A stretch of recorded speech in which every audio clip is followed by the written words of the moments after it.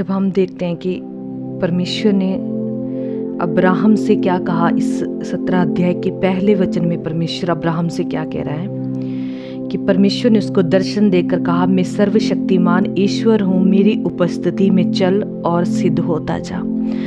इसका मतलब है परमेश्वर की उपस्थिति में सिद्धता के साथ चलना, मतलब पूरी ईमानदारी के साथ परमेश्वर चाहता है, पूरी वफादारी के साथ, पूरी पवित्रताई के साथ परमेश्वर चाहता है कि हम उसकी उपस्थिति में चलें फिरें और परमेश्वर में सिद्धता में। तभी परमेश्वर क्या करेगा, हमें सिद्धता मतलब सिद्ध करेगा। हर एक चीज, हर एक आशीषें, हर एक दान वरदानों से परमेश्वर हमें भरेगा और जो परमेश्वर की योजना हमारे जीवन में होगी उसको भी परमेश्वर पूरा करेगा।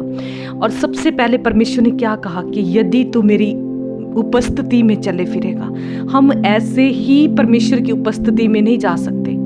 जैसे हमने बाइबल स्टडी में आपसे सुना कि हमें अपनी जो है परमेश्वर के सामने अपवित्र भेंटों को नहीं चढ़ाना, व्यर्थ आंसू नहीं बहाने, लेकिन हमारे हृदय भी उसी तरह से पवित्र साफ होने चाहिए और वफादारी होनी चाहिए हमारे परमेश्वर के साथ हमारी। और तभी जब हम वफादार होंगे, हम आज्ञाकारित जो परमेश्वर की वाचा है उसको हम निभा सकते हैं। जब हम वफादार होंगे तभी परमेश्वर की उन जो परमेश्वर हमें आज्ञा देता है उसको जब हम निभाने में उसके सामने वफादार होंगे, वही है परमेश्वर के साथ रोज हर एक दिन हर एक पल उसकी उपस्थिति में रहना, उसकी उपस्थिति में चलना, कि उसके साथ एक संबंध बनाना। तभी हम बना सकते यदि हम हृदय से पवित्र हैं, हम परमेश्वर के साथ वफादार हैं और क्या है, हम परमेश्वर की आज्ञाओं का पालन कर रहे हैं। परमेश्वर कहता है ना कि यदि कोई मुझसे प्रेम करता है, हम अपनी जुबान से नहीं कह सकते कि प्रभु हम आपसे प्रेम करते हैं, लेकिन परमेश्वर कहता है अपने कार्यों से मुझे सिद्ध करके दिखाओ कि तुम मुझसे प्रेम करते हो, है ना। परमेश्वर चाहता है कि हम उसकी आज्ञाओं को माने, क्योंकि जो उससे प्रेम करता है वो उसकी आज्ञाओं को मानेगा। जो उससे प्रेम करेगा वो वफादारी का जीवन जिएगा, ना केवल परमेश्वर के साथ लेकिन हर एक इंसान के साथ। परमेश्वर हमारी वफादारी चाहता है। परमेश्वर, और जो परमेश्वर से प्रेम करेगा वही परमेश्वर में अपने जीवन को पवित्र और पवित्र करता चला जाएगा। उसको इतनी भूख प्यास हो जाएगी अंदर कि बस मुझे पवित्र जीवन जीना है। जिसको परमेश्वर से प्रेम होगा वही परमेश्वर की इन आज्ञाओं, इन वफादारी और पवित्रताई के साथ चल सकता है, और जिसको परमेश्वर से प्रेम होगा वही उसकी उपस्थिति में रह सकता है।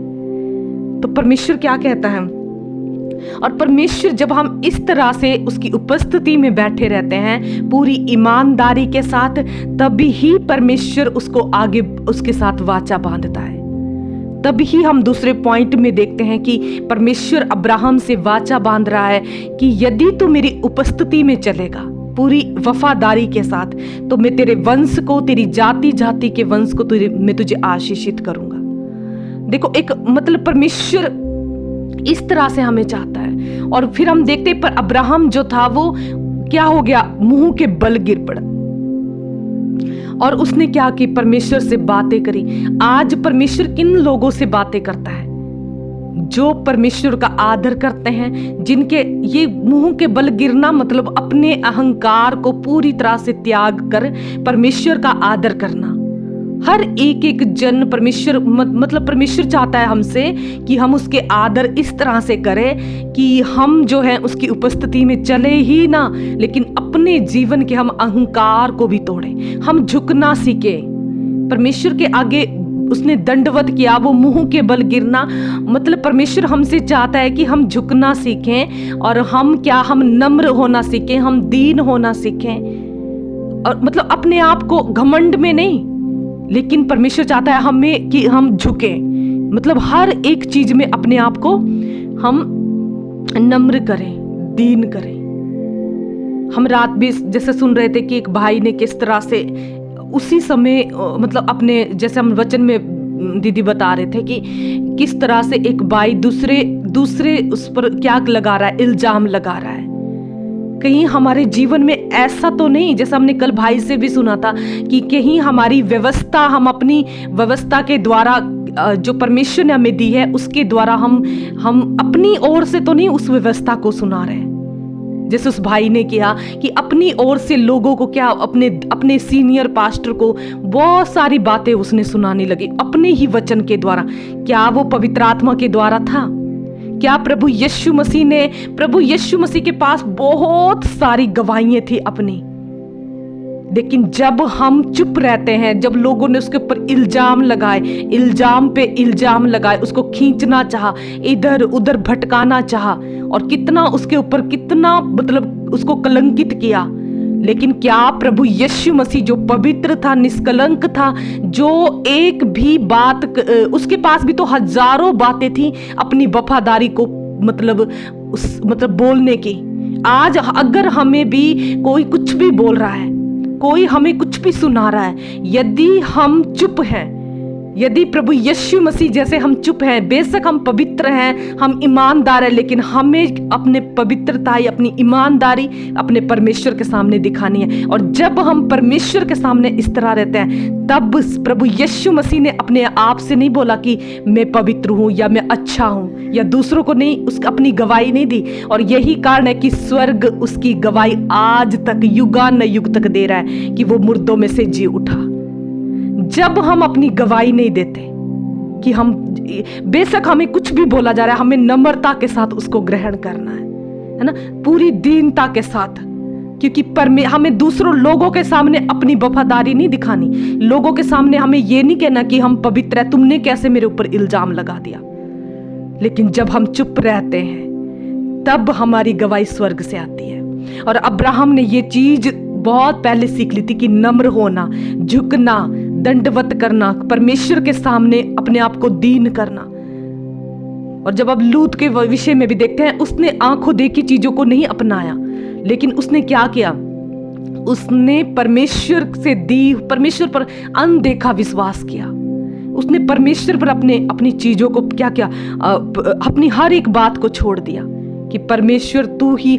हर किसी के सामने झुकना या नम्र होना इस बात को भी दर्शाता है कि हमने बस अब परमेश्वर के ऊपर हर चीज को छोड़ दिया कि वो आप हमारी गवाही देगा, है ना। तो परमेश्वर इतना महान परमेश्वर है, हमें क्या करना, अपने अहंकार को तोड़ना होगा, अपने नम्रता और दीनता का, धीरजता का जीवन जीना होगा, तभी स्वर्ग हमारा साथ देगा। तभी अब्राहम जब नम्र हुआ, दीन हुआ, और इसी अध्याय में हम पढ़ते हैं कि 2 बार उसने परमेश्वर के सामने दंडवत करा और 2 बार वो परमेश्वर के सामने झुका। और यही कारण है कि परमेश्वर ने उसको जाति जाति मूल का राजा मतलब पिता घोषित कर दिया, और ये भी कह दिया कि तेरे राज्य में, तेरे वंश में राजा उत्पन्न होंगे।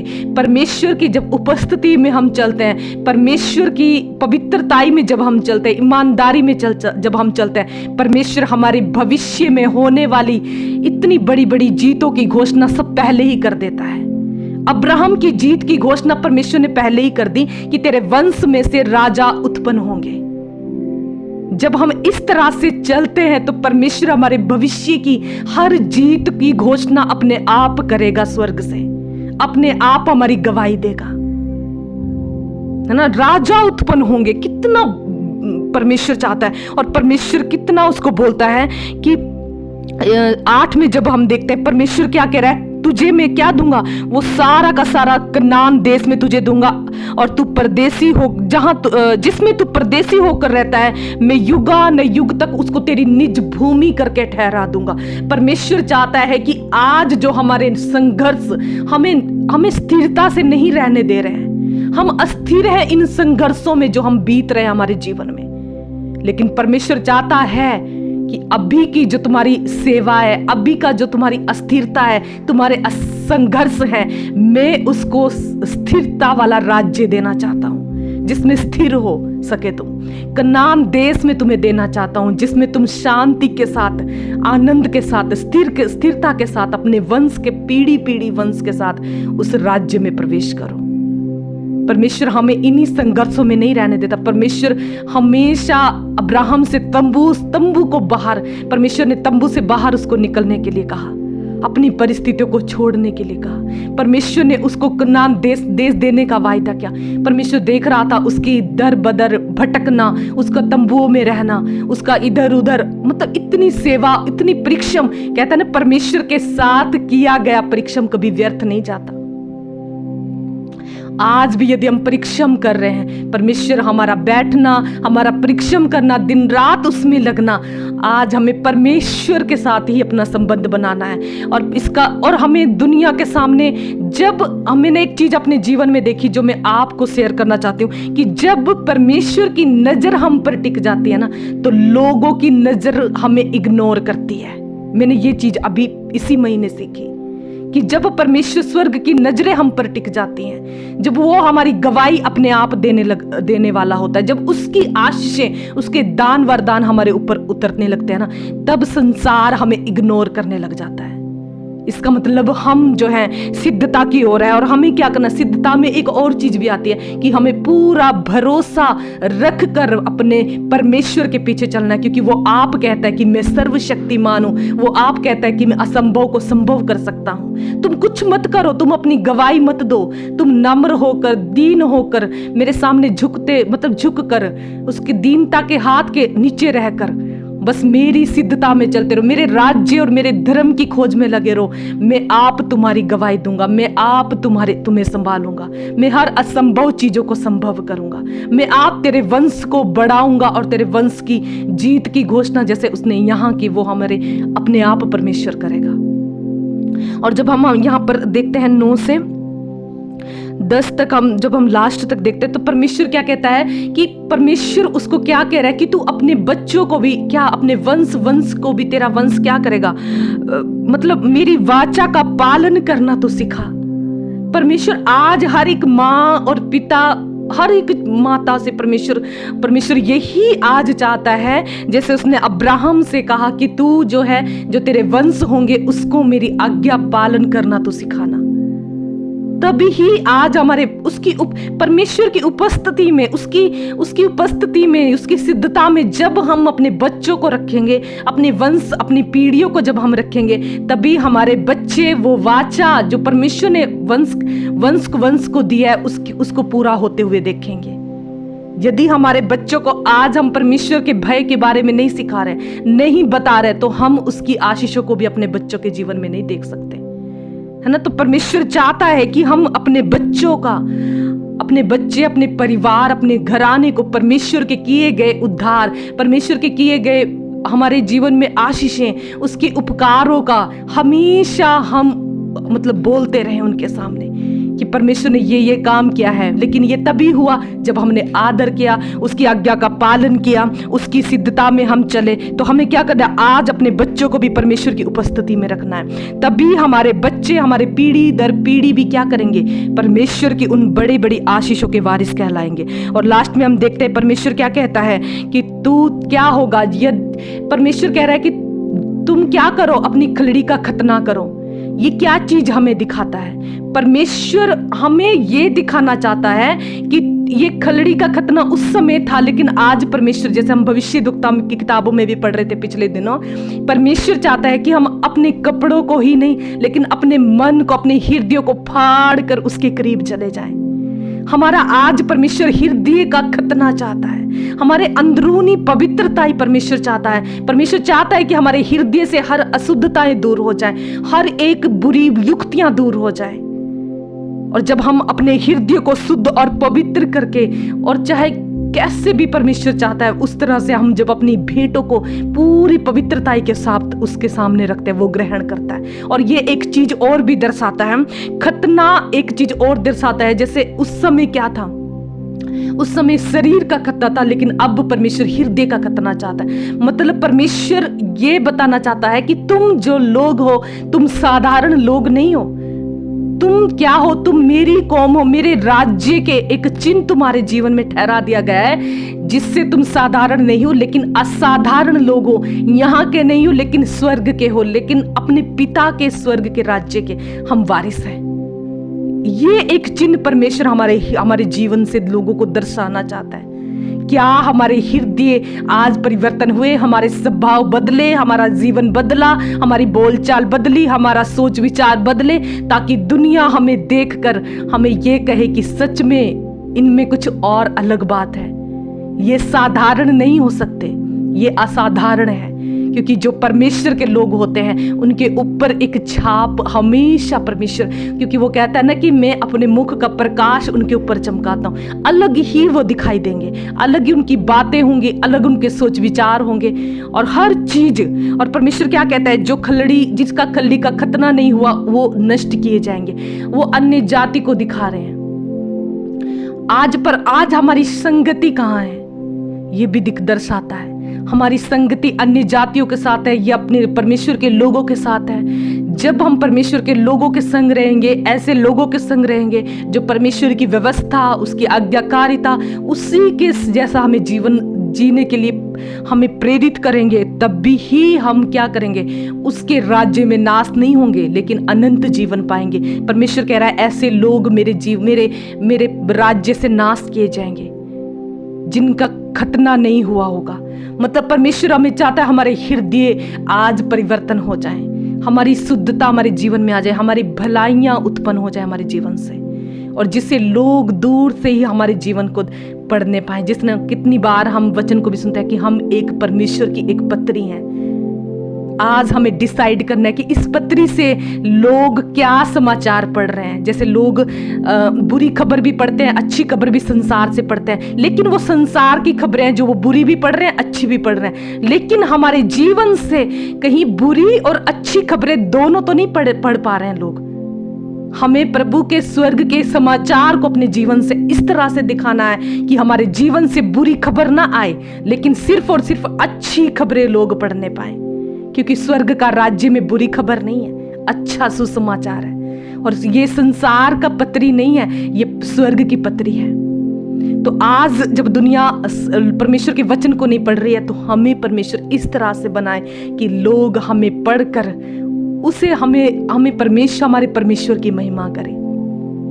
और जब हम लास्ट तक देखते हैं, परमेश्वर ने अब्राहम का नाम बदला, परमेश्वर ने सारा का नाम बदला। ये चीज क्या दर्शाती है? परमेश्वर ने सारे का नाम सारा रखा, अब्राहम का नाम अब्राहम रखा। ये दिखाती है कि परमेश्वर हमारी निराशाओं को, हमारी बुराइयों को, हमारे संकटों को और हमारे बांझपन को दूर करके हमें एक हमारी नई पहचान बनाता है।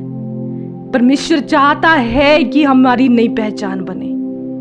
नाम बदलना इसका मतलब हमारा पूरा जीवन बदल जाना, पूरी हमारी पहचान बदल जानी। हम पहले कैसे थे उस चीज को हमारे जीवन से अलग कर देना। हमारा पूरा जीवन जैसा पीछे हमारा जीवन रहा है, उसको पूरी तरह से परमेश्वर चाहता है कि वो परमेश्वर चाहता है कि वो सब कुछ वो पुराना हमारे जीवन से उतर जाए एक वस्त्र की तरह, और हम प्रभु यीशु मसीह को पहन ले।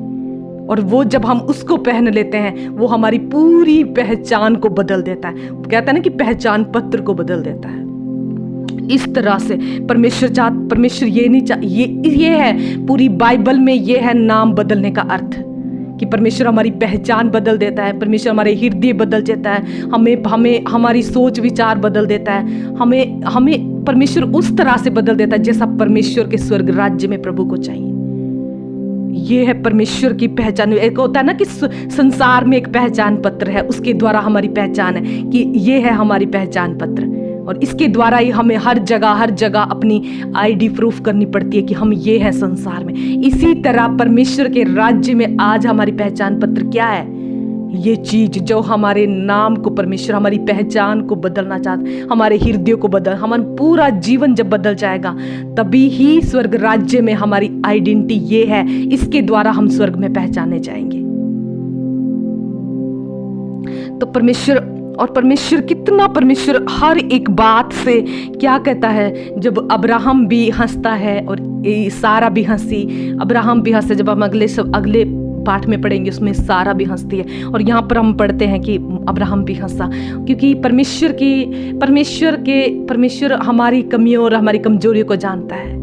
बेशक अब्राहम जब परमेश्वर उसको संतान की आशीष दे रहा था हंसा, लेकिन परमेश्वर हमारी कमजोरियों को भी नज़रअंदाज नहीं करता, लेकिन वो उनको अपनी सामर्थ्य से भरता जाता है। वो अब्राहम को लग रहा था क्या हम बूढ़े हो चुके हैं, क्या अब हम बच्चे उत्पन्न कर सकते हैं, लेकिन परमेश्वर ने ये साबित किया कि मैं ना केवल तुझे एक बेटा दूंगा या तुझे एक वारिस दूंगा, लेकिन मैं तुझे जाति जाति के मूल पिता करने के लिए मैं तुझे ये है 99 वर्ष की तैयारी अब्राहम की, कि मैं तुझे पूरी मानव जाति का पिता बना सकता हूँ। तो एक पुत्र के लिए बुढ़ापे में हंस रहा है कि मैं कैसे बन सकता हूँ, लेकिन परमेश्वर की बहुत बड़ी योजना है। आज हम थोड़ी सी अपनी चीज़ों को ना रखें, लेकिन अपनी हदों को बढ़ा दें कि प्रभु हमें ऊंचे पदों पर अपने आप को देखना है। जैसे तूने दाऊद को चरवाहे से उठाकर राजा बना दिया, जैसे तूने मछुआरों से अपनी सेवा ली, आज हमें उन्हीं में नहीं रहना